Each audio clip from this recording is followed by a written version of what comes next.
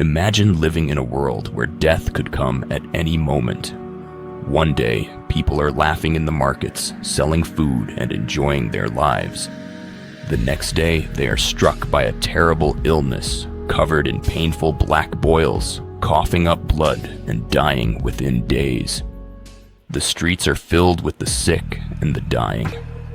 Bodies pile up faster than they can be buried.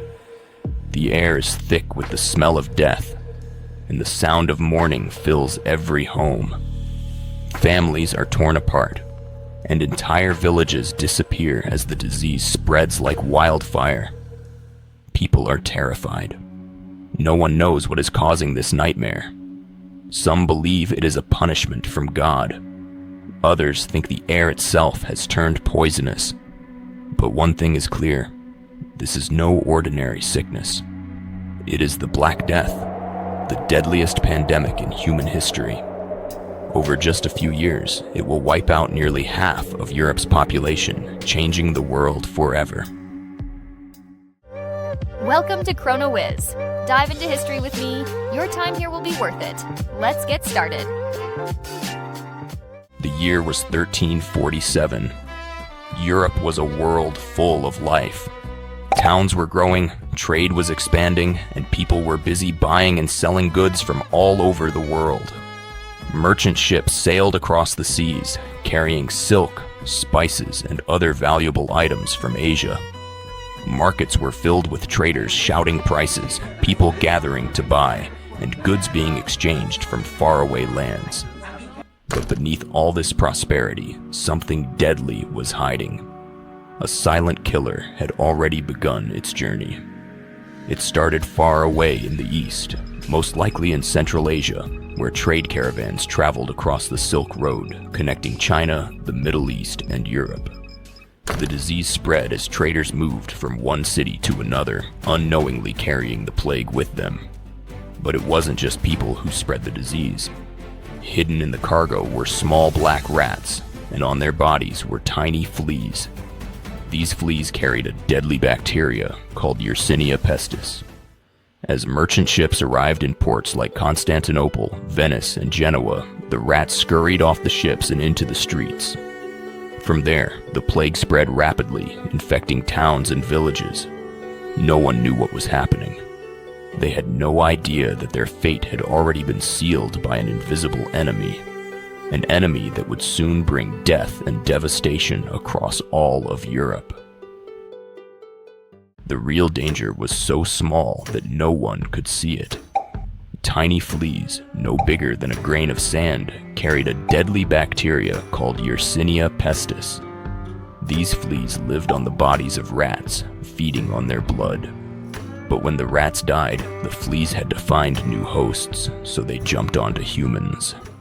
When an infected flea bit a person, it passed the bacteria into their bloodstream. At first, the victim felt nothing, but within a few days, strange and terrible symptoms began to appear. It started with a high fever, chills, and unbearable weakness. Soon, the person's lymph nodes, small glands in the neck, armpits, and groin began to swell. These swollen lumps, called buboes, grew bigger and more painful, turning red, then purple, and finally black. The skin around them darkened, sometimes splitting open and oozing pus. As the infection worsened, victims suffered from extreme pain, dizziness, and violent vomiting. Many coughed up blood, struggling to breathe. Some people fell into a deep sleep and never woke up. Others became delirious, screaming in agony as their bodies shut down.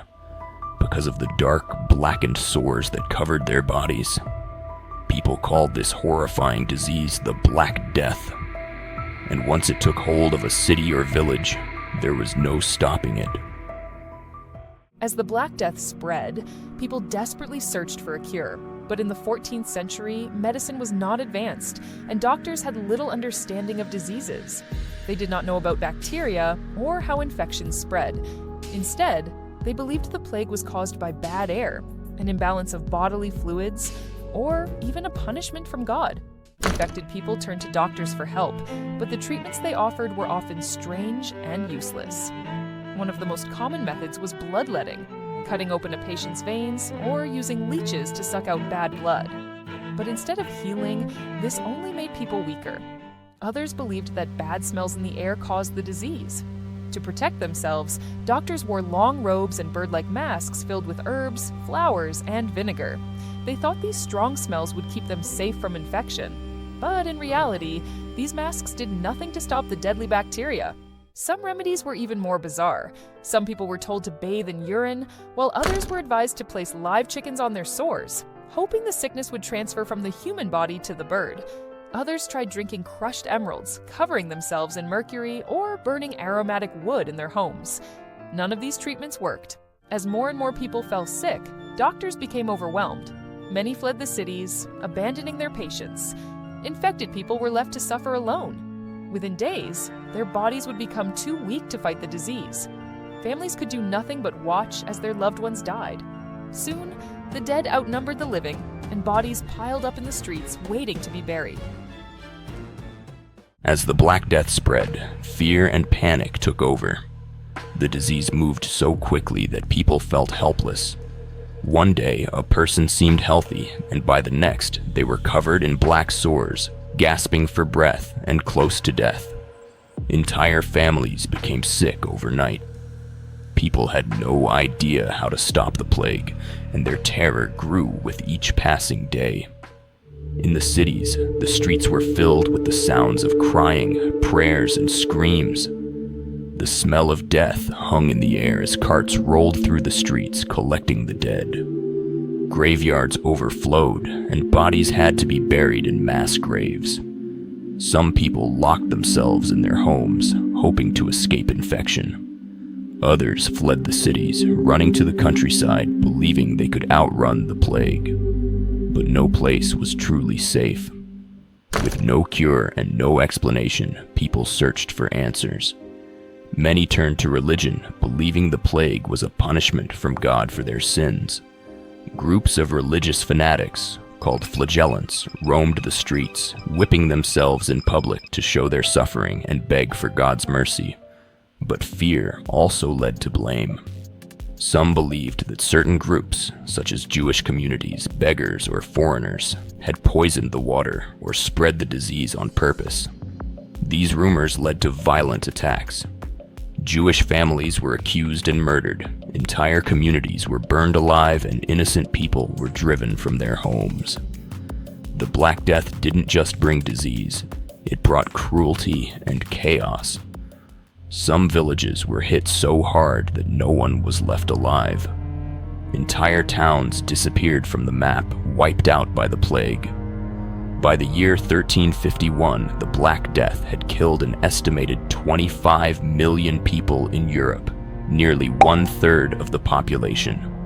The world would never be the same again. Over time, the Black Death began to fade, but not because of medical advancements. People simply learned to adapt and isolate. Cities enforced quarantines, keeping infected people separate from the healthy. Ships arriving at ports were held for 40 days, a practice that gave birth to the word quarantine. As the most vulnerable perished, those who survived may have developed immunity, slowing the spread of the disease.